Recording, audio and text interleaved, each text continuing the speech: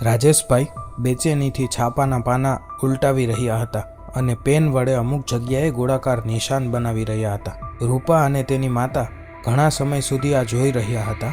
રૂપા પોતાની જાતને રોકી ન શકી, તેથી તેને તેના પિતાને પૂછ્યું, પપ્પા, તમે ઘણા સમયથી છાપા સાથે શું કરો છો? તમે આખું ઘર છાપાથી ભરી દીધું છે અને તમે થોડા ચિંતિત પણ લાગો છો. કંઈ થયું છે શું?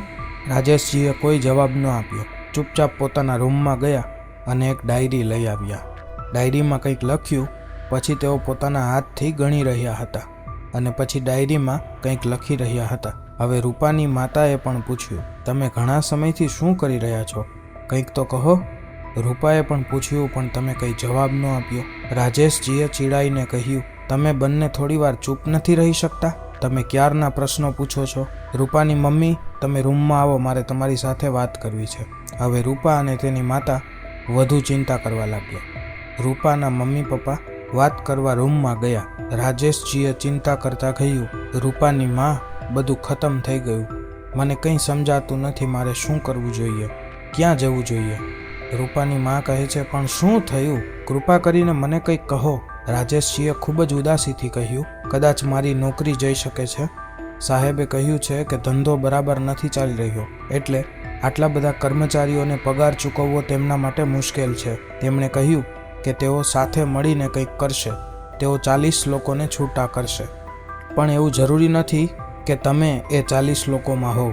તમે આટલું ખરાબ કેમ વિચારો છો? રૂપાની માતાએ કહ્યું. રૂપાની માં, તમે કેમ સમજતા નથી? હું એક સામાન્ય ક્લાર્ક છું. મને રાખવાથી તેમને કોઈ ફાયદો નથી. તેથી સ્વાભાવિક છે કે તેઓ આવા લોકોને કાઢી જ મૂકશે, જેમના જવાથી કંપનીને કોઈ નુકસાન ન થાય. એટલામાં રૂપા રૂમમાં આવે છે અને કહે છે, પપ્પા, કોલેજના છેલ્લા વર્ષની ફી ભરવાનો મેસેજ આવ્યો છે. રૂપાએ તેનું વાક્ય હજુ પૂરું પણ નહોતું કર્યું ને રાજેશજી વધુ ગુસ્સે થઈ ગયા. બસ, હું બહાર આટલું જ ગણતો હતો. હજુ તેનું કોલેજનું છેલ્લું વર્ષ બાકી છે. તેની ફી ભરવાની બાકી છે. મેં તેને નવું લેપટોપ અપાવ્યું હતું ગયા મહિને. હપ્તા ભરવાના છે અને રૂપાના લગ્નનો ખર્ચ. પહેલાં તો અહીં કોઈ નોકરી નથી અને મને દીકરો હોત તો સારું.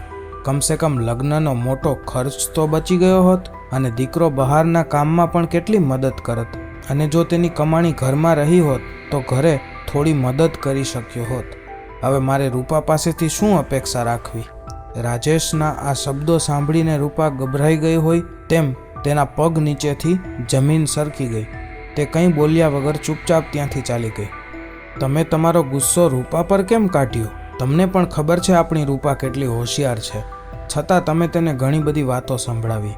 માનું છું તમે ટેન્શનમાં છો, પણ આમાં પેલી છોકરીનો શું વાંક? એને તમારા શબ્દોથી કેટલું ખરાબ લાગ્યું હશે. રાજેશે કોઈ જવાબ ન આપ્યો અને માત્ર એટલું જ કહ્યું, હું છાપામાંથી નવી નોકરી શોધવાનો પ્રયત્ન કરું છું. નોકરીની ઘણી જાહેરાતો આવે છે. જો મને તેમાંથી કંઈક ના મળે તો હું કેટલાક મિત્રો સાથે પણ વાત કરું છું. રૂપા તેના રૂમમાં ધ્રુસકે ને ધ્રુસકે રડતી હતી. તેના કાનમાં એક જ વાત ગુંજતી હતી, કાશ મારે એક દીકરો હોત. તે પોતાની જાત પર ચીડાઈ રહી હતી અને પોતાની જાત પર ગુસ્સે પણ થઈ રહી હતી. આજ સુધી તેના પિતાએ ક્યારેય આવું નહોતું કહ્યું અને આજે આટલી મોટી વાત કહેતા પહેલાં વિચાર્યું પણ નહોતું. આ પ્રશ્ન તેના મનમાં ઘૂમી રહ્યો હતો. તેથી તે થોડા કલાકો માટે બહાર નીકળી ગઈ હતી. પરંતુ આ ઘટના પછી રૂપા ચૂપ થઈ ગઈ હતી. ન તો તેની માતા કે ન તેના પિતા સાથે વાત કરી હતી. એક દિવસ રૂપા બહુ બધી થેલીઓ લઈને ઘરે આવી. આટલી બધી થેલીઓ જોઈને રૂપાની માતાએ પૂછ્યું કે એમાં શું છે, પણ રૂપાએ કશો જવાબ ન આપ્યો. ત્યારે તેના પિતા ગુસ્સે થઈ ગયા અને કહ્યું, મારી નોકરી માટે કોઈ જગ્યા નથી અને અહીં આ મેડમ તે આટલી બધી ખરીદી કરીને પાછી આવી છે. રૂપા ચૂપચાપ તેના રૂમમાં ગઈ અને બધી બેગ તેના કબાટમાં સંતાડી દીધી. આ વાતને લગભગ 1.5 મહિના જેટલો સમય થઈ ગયો હતો અને હજુ લેપટોપનો છેલ્લો હપ્તો ભરવાનો બાકી હતો. રાજેશજી પોતાના બચાવેલા થોડા પૈસાથી લેપટોપના હપ્તા ભરવા જઈ રહ્યા હતા. થોડી વાર પછી રાજેશજી પાછા ફર્યા અને પોતાના મોબાઈલમાં વ્યસ્ત થઈ ગયા. રૂપાની માતાએ પૂછ્યું કે શું થયું? તો રાજેશજીએ કહ્યું, હું લેપટોપનો છેલ્લો હપ્તો ભરવા ગયો ત્યારે તેઓએ કહ્યું કે તમારા પૈસા આવી ગયા છે. મને ખબર નથી કે કોને ભર્યા. રાજેશજી અને તેમની પત્ની બંને વિચારમાં ખોવાઈ ગયા. એટલામાં રૂપા આવી અને બોલી, મેં ભર્યા છે પૈસા. રૂપાની માતા અને રાજેશજી બંને ચોંકી ગયા રાજેશભાઈએ પૂછ્યું, આટલા પૈસા ક્યાંથી આવ્યા? રૂપાએ કહ્યું, મેં મારી મહેનતથી કમાયા છે. રાજેશજી અને તેમની પત્ની કંઈ સમજી શક્યા ન હતા. ત્યારે રૂપાએ તેમને આખી વાત કહી. પપ્પા, મમ્મી, તમને યાદ છે કે તે દિવસે હું ઘણી બધી બેગ લઈને આવી હતી? પછી પપ્પા મારા પર ગુસ્સે થઈ ગયા. એ બેગમાં અનારકલી ડ્રેસ અને કુર્તા હતા, જે મેં મારા બચાવેલા પૈસાથી ખરીદ્યા અને તેને ઓનલાઈન વેચવાનું શરૂ કર્યું. લોકોએ તેને ખૂબ પસંદ કર્યા અને એક જ મહિનામાં મેં 1.5 લાખ રૂપિયા કમાઈ લીધા અને આ પૈસાથી મેં લેપટોપના હપ્તા પણ ચૂકવ્યા. તે દિવસે જ્યારે પપ્પાએ કહ્યું કે કાશ મારો એક દીકરો હોત, ત્યારે મને ખૂબ જ ખરાબ લાગ્યું.